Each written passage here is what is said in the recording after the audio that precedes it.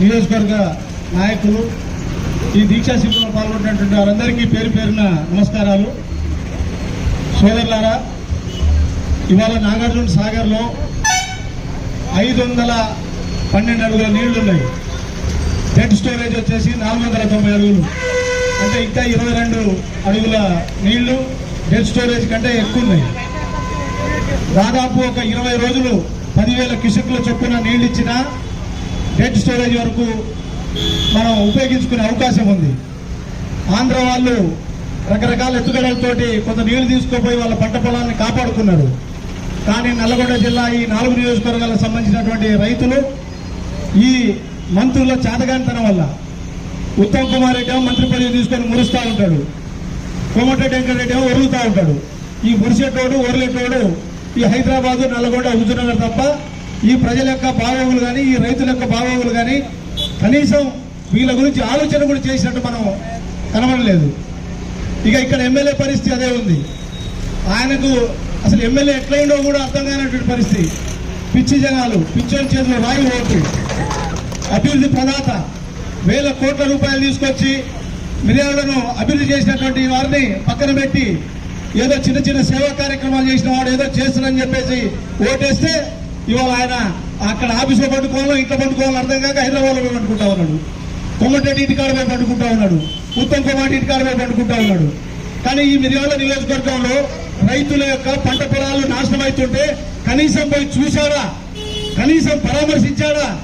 ఈ రాష్ట్రం మన ప్రాంతం నల్లగొండ జిల్లాలో కూడా ఎస్టీలు, ఎస్సీలు, బీసీలు దాదాపు 12 మంది రైతులు ఆత్మహత్య చేసుకున్నారు ఈ సంవత్సరం. వాళ్ళు ఎవరినైనా ఈ కాంగ్రెస్ పెద్దలు పలకరించారా? వీళ్ళకు ప్రజలతో అవసరం లేదు, పవర్ వచ్చింది, ఇక డబ్బు సంపాదించడం మాత్రమే ధ్యేయం వాళ్ళకు. కాబట్టి ఈ రకంగా వాళ్ళు రైతుల్ని, ఈ ప్రజల్ని నిర్లక్ష్యం చేస్తా ఉన్నారు. ఇప్పుడు బాధ అనిపిస్తా ఉంది. మెయిన్ కాలం ఎవరిపల్లి దగ్గర పోయి నిలబడి చూస్తే 5,500 క్యూసెక్లు ఖమ్మం జిల్లాకు బలవంతంగా తీసుకుపోతా ఉన్నారు.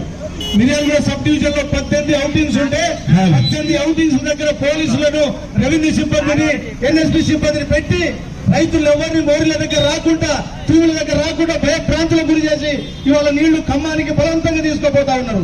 ఎందుకు తీసుకుపోతున్నారంటే ఖమ్మం పాలే రిజర్వ్ నింపి ఖమ్మంకు మంచినీళ్ళు అని చెప్తా ఉన్నారు. మరి నల్లగొండ జిల్లాకు మంచినీళ్ళు అవసరం లేదా? మిర్యాలగూడ నియోజకవర్గానికి మంచినీళ్ళు అవసరం లేదా? కోదాడ నియోజకవర్గానికి మంచినీళ్ళు అవసరం లేదా? హుజూర్ నగర్, సాగర్ ఈ ప్రాంతాలకు మంచినీళ్ళు అవసరం లేదా అని చెప్పేసి కాంగ్రెస్ పెద్దల్ని ప్రశ్నిస్తా ఉన్నాయి. ఎందుకు మీరు ఆ రకంగా చేస్తున్నారంటే ఇవాళ బీజేపీతో పొంగులేటి, తుమ్మల నాగేశ్వరరావు ఇద్దరు టైఅప్ అయ్యారు.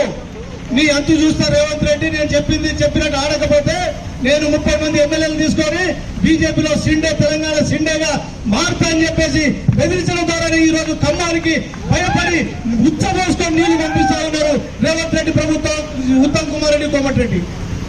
వీళ్ళకి సిగ్గుందా అసలు? ఈ ప్రాంతాల పంటలన్నీ ఎండిపోతా ఉంటే, రైతులు ఆగమవుతా ఉంటే కనీసం మాట్లాడే పరిస్థితి అయినటువంటి పరిస్థితిని మనం చూస్తా ఉన్నాం. ఇంత దుర్మార్గమైనటువంటి పరిపాలన. మళ్ళొచ్చినాడురో నాటి కాంగ్రెస్ వాడు, మళ్ళొచ్చినాడురో నాటి కాంగ్రెస్ వాడు, వాడే వీడు. ఏం మార్పు లేదు.